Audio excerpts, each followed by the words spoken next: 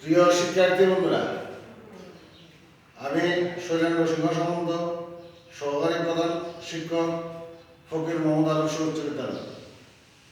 আশা করি তোমরা সকলেই ভালো আছো। আজকে আমি তোমাদের পদার্থবিজ্ঞানের বল চ্যাপ্টারটা নিয়ে আলোচনা করব। আমাদের আজকে প্রথমেই আলোচ্য বিষয় হচ্ছে নিউটনের গতির তিনটি সূত্র আছে।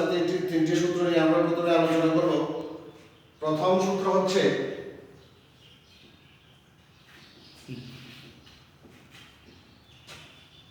বাইরে থেকে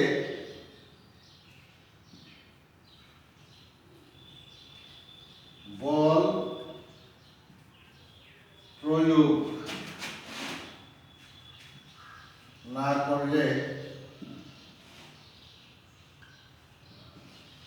স্থির বস্তু স্থির থাকবে এবং গতিশীল বস্তু সুষম দ্রুতিতে সমবেগে চলতে থাকবে। আমরা নিউটনের গতির প্রথম সূত্র থেকে দুইটি বিষয়ে ধারণা পাই। একটা হচ্ছে জড়তা আর একটা হচ্ছে বল। জড়তা হচ্ছে যে বস্তু যে অবস্থানে আছে সেই বস্তু সেই অবস্থানেই থাকতে চায়। বস্তুর এই থাকতে চাওয়ার প্রবণতাকে বলা হয় জড়তা। জড়তা দুই প্রকার।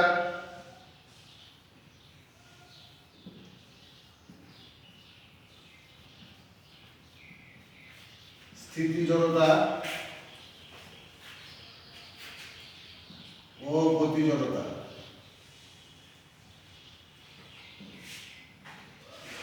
স্থিতি জড়তা হচ্ছে স্থির বস্তু স্থির থাকতে চায়, তার এই থাকতে চাওয়ার প্রবণতাকে বলা হয় স্থিতি জড়তা। আর গতি জড়তা হচ্ছে গতিশীল বস্তু গতিশীল থাকতে চায়, তার এই থাকতে চাওয়ার প্রবণতাকে বলা হয় গতি জড়তা। আমরা এখন জড়তার একটা উদাহরণ দিচ্ছি। যেমন চলন্ত বাসে বা স্থির বাসে বা থেমে থাকা বাসে যদি হঠাৎ করে চলতে শুরু করে, থেমে থাকা বাস হঠাৎ করে চলতে শুরু করলে আমরা সামনের পেছনের দিকে ঝুঁকে পড়ি। আর চলন্ত বাসে যদি যখন ব্রেক কষে থামানো হয় তখন আমরা সামনের দিকে ঝুঁকে পড়ি কেন? এই পেছনের দিকে ঝুঁকে পড়ার সামনের দিকে ঝুঁকে পড়ার মূল কারণ হচ্ছে জড়তা।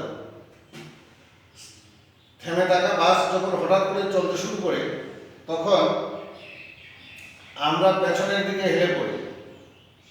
এর মূল কারণ হচ্ছে গাড়ি যখন চলতে শুরু করে তখন আমাদের দেহের নিচের অংশ অর্থাৎ কোমর পর্যন্ত গাড়ির সাথে চলতে শুরু করে, কিন্তু উপরের অংশ তখন স্থির থেকে যায়। এই কারণে আমরা পেছনের দিকে হেলে পড়ি। আর চলন্ত বাস যখন ব্রেক কষে থামানো হয় তখন গাড়ির সাথে সাথে আমাদের দেহটাও গতিশীল থাকে। কিন্তু হঠাৎ করে যখন গাড়িটা ব্রেক কষে থামানো হয় তখন আমাদের নিচের অংশ গাড়ির সাথে সাথে দেবে যায়, কিন্তু উপরের অংশ তো কোনো গতিশীল থেকে যায়। এই কারণে আমরা সামনের দিকে ঝুঁকে পড়ি। আর দ্বিতীয় বিষয় হচ্ছে বল। তা আমরা নিউটনের গতির প্রথম সূত্র থেকে আমরা যে বিষয়টা পেয়েছি যে যা প্রয়োগ, এখানে বলা হচ্ছে বাইরে থেকে বল প্রয়োগ না করলে স্থির বস্তু স্থির থাকবে, গতিশীল বস্তু গতিশীল থাকবে। এই বাইরে থেকে আমরা যেটা প্রয়োগ করি সেটার কারণে বস্তুর অবস্থানের পরিবর্তন হয়, যার কারণে বস্তু স্থির বস্তু গতিশীল হয় এবং গতিশীল বস্তু স্থির হয়। সেইটার নামই হচ্ছে বল। বলের একক হচ্ছে নিউটন। আমরা এখন দ্বিতীয় সূত্র নিয়ে আলোচনা করব।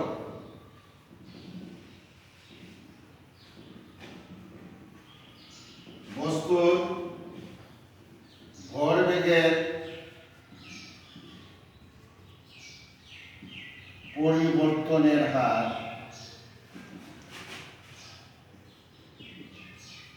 এর উপর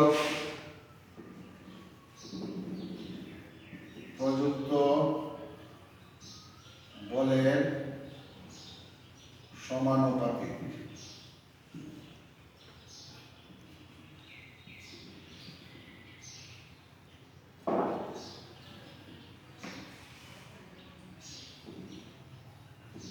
বল যেদিকে প্রয়োগ করা হয় ভরবেগের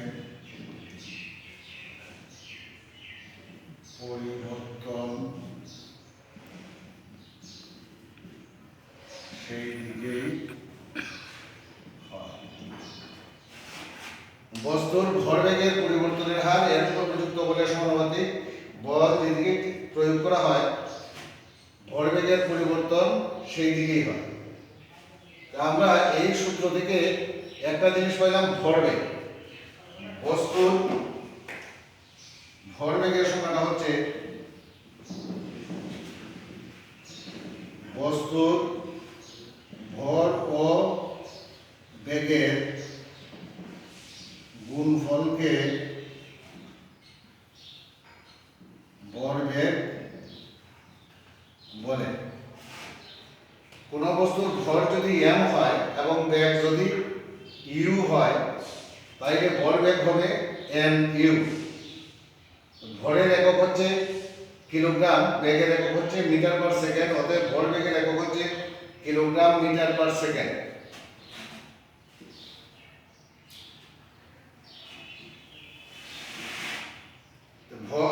দ্বিতীয় সূত্রের গাণিতিক ব্যাখ্যাটা হচ্ছে, মনে করি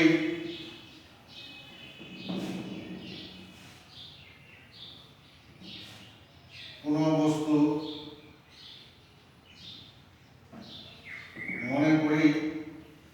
m ভরের কোন বস্তু u আদি বেগ নিয়ে চলছে। t সময় পরে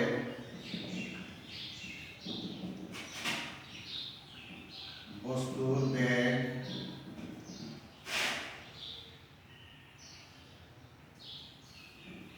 হলো v। তাইলে t সময়ে বস্তুর ভরবেগের পরিবর্তন mv মাইনাস mu। এখানে বস্তুর ভর ও বেগের গুণফল। বস্তুর ভর হচ্ছে m, বেগ হচ্ছে v, শেষ বেগ হচ্ছে v থেকে শেষ ভরবেগ, আর u হচ্ছে আদি বেগ, সেই কারণে mu হচ্ছে আদি ভরবেগ। তাইলে শেষ ভরবেগ বিয়োগ আদি ভরবেগ সমান হচ্ছে ভরবেগের পরিবর্তন। অতএব একক সময়ে বস্তুর ভরবেগের পরিবর্তন হচ্ছে mv minus mu by t। এখানে আমরা m কমন নিয়ে থাকে v minus u by t, কিন্তু আমরা জানি a সমান v minus u by t। অতএব আমরা এখানে লিখতে পারি ma। তাহলে বস্তুর ভরবেগের পরিবর্তনের হার আমরা পেলাম ma। আমরা উপরের অংশ নিচে ফেলি, কিন্তু সূত্রের মধ্যে বলা আছে বস্তুর ভরবেগের পরিবর্তনের হার প্রযুক্ত বলের সমানুপাতিক। তাইলে প্রযুক্ত বল যদি F হয়, প্রযুক্ত বল F হলে m এর সমানুপাতিক F, বা m এ আমরা এই সমানুপাতিক চিহ্নটা উঠা থেকে একটা সমানুপাতিক ধ্রুবক আনতে হয়, তাহলে এটা হবে m এ সমান kf। এইখানে ধ্রুবকের মানটা একক বলের উপর নির্ভরশীল।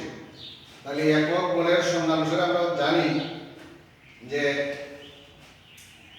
1 কেজি ভরের কোনো বস্তুর উপর বল প্রয়োগ করলে যদি 1 মিটার পার সেকেন্ড স্কয়ার ত্বরণ সৃষ্টি হয়, তাহলে প্রযুক্ত বলের মান হচ্ছে 1 নিউটন। সেক্ষেত্রে m সমান 1 কেজি, a সমান হচ্ছে 1 মিটার পার সেকেন্ড স্কয়ার, সেই ক্ষেত্রে f সমান হচ্ছে 1 নিউটন।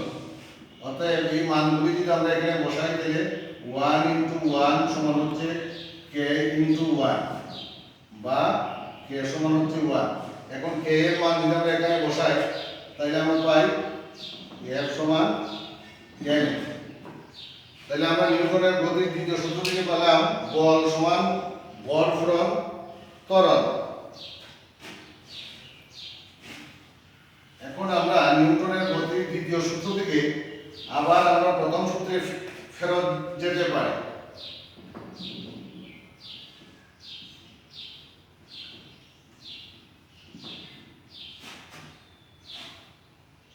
আমাদের প্রথম সূত্রে বলা হচ্ছে বাইরে থেকে যদি বল প্রয়োগ করা না হয় তাহলে F সমান আসবে কত 0, তাহলে আসবে m v m u by t। তাহলে আমাদের পুরোপুরি গুণ দিলে t এদিকে চলে আসলে 0 হয়ে যাবে, তাহলে m v m u সমান হবে 0 বা m v সমান হবে m u। উপর থেকে m বাদ দিলে পরে v সমান u। তাই আমাদের এখানে দেখা যাচ্ছে শেষ বেগ এবং আদি বেগের কোনো পরিবর্তন নাই। তাহলে এটাই ছিল যে বস্তু যে অবস্থান আছে সেই বস্তু সেই অবস্থাতেই থাকবে যদি বল প্রয়োগ করা না হয়। তাহলে আমাদের দেখা যাচ্ছে এখানে বেগের কোনো পরিবর্তন হচ্ছে না, তাহলে আমাদের এটাই হচ্ছে প্রথম সূত্র। আর তৃতীয় সূত্র হচ্ছে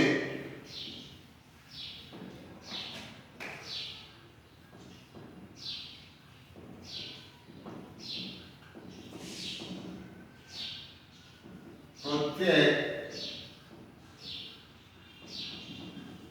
ক্রিয়ারই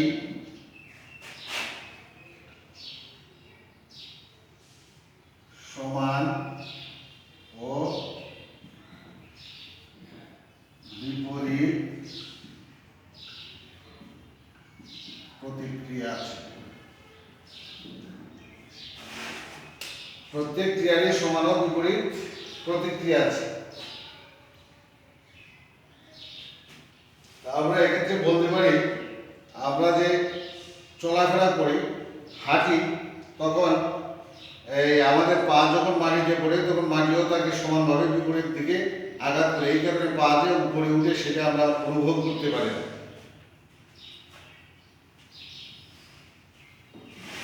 এখন আরেকটা গুরুত্বপূর্ণ সূত্র আছে, সেটা হচ্ছে ভরবেগের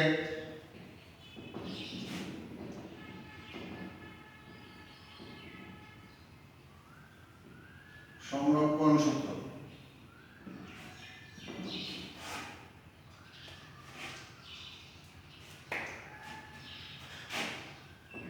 একাধিক বস্তুর মধ্যে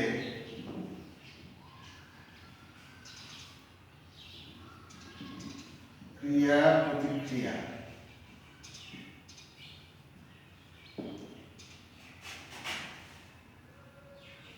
ছাড়া অন্য কোনো বল প্রযুক্ত না হলে মোট ভরবেগের কোনো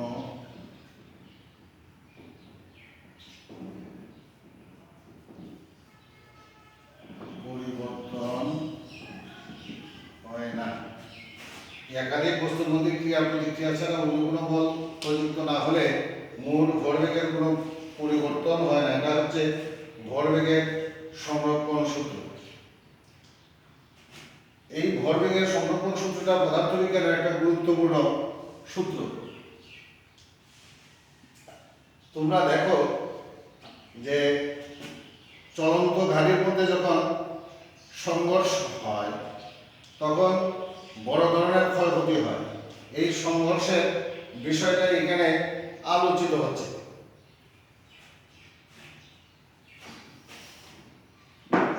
এখানে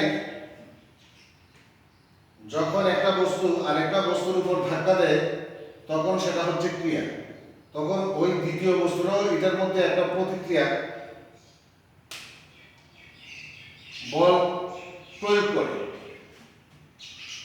আমরা এইখানে তৃতীয় কোনো বল প্রযুক্ত হয় না। নিউটনের গতির দ্বিতীয় সূত্র থেকে আমরা জানি যে F সমান mv মাইনাস mu/t বা F ইনটু t সমান হচ্ছে mv minus mv minus mu কে বলা হয় ভরবেগের পরিবর্তন, আর বল উৎপন্ন সময়কে বলা হয় বলের ঘাত। তাই আমরা এটা বলতে পারি বলের ঘাত সমান হচ্ছে ভরবেগের পরিবর্তন।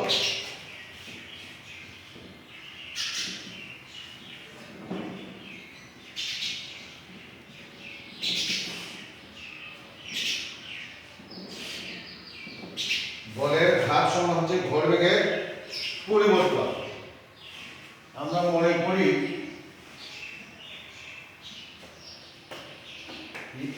m1 ও m2 ভর বিশিষ্ট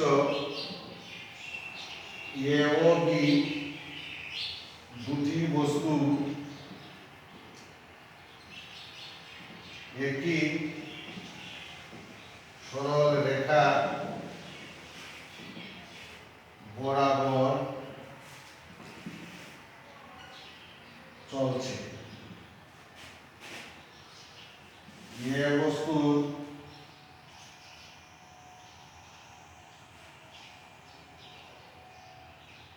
সরল রেখা বরাবর u1 ও u2 বেগে চলছে। এ বস্তুর বেগ বেশি হলে এ বস্তু অবশ্যই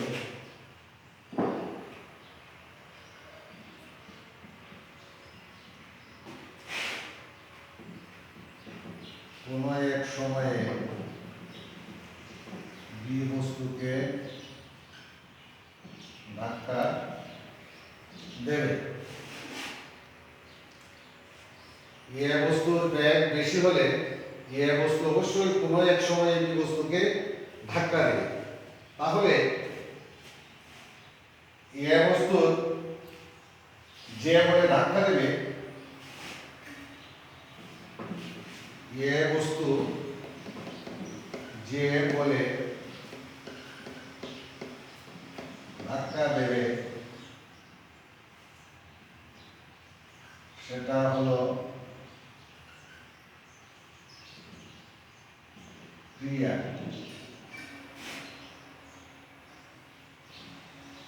বল F1 এবং তখন বি বস্তু প্রতিক্রিয়া দেখাবে।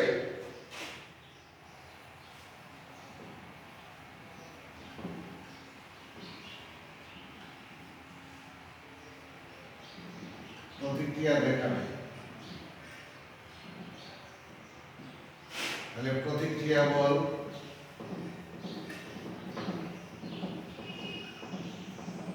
F2। কিন্তু আমরা নিউটনের গতির তৃতীয় সূত্র থেকে আমরা জানি ক্রিয়া প্রতিক্রিয়া সমান এবং বিপরীতমুখী। তাহলে সেক্ষেত্রে আমরা লিখতে পারি F1 মাইনাস F2। ক্রিয়া প্রতিক্রিয়া চলাকালীন সময় যদি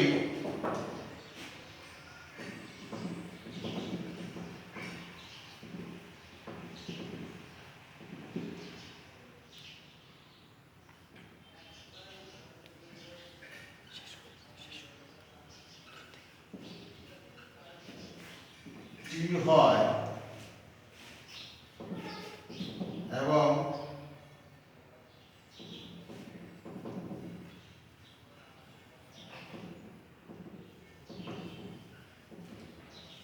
বেগ পরিবর্তিত বেগ v1 ও v2 হয়, ত্বরণ a1 ও a2 হয়,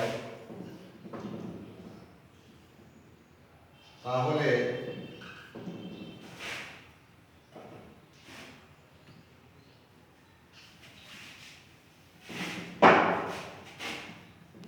F1 সমান মাইনাস F2, বা আমরা জানি F সমান M, তাহলে F1 সমান হবে M1 A1, F2 সমান হবে M2 A2, বা M1 এ সমান আমরা জানি V minus U by T, তাহলে V1 minus U1 by T সমান হবে minus M2 into V2 minus U2 by T।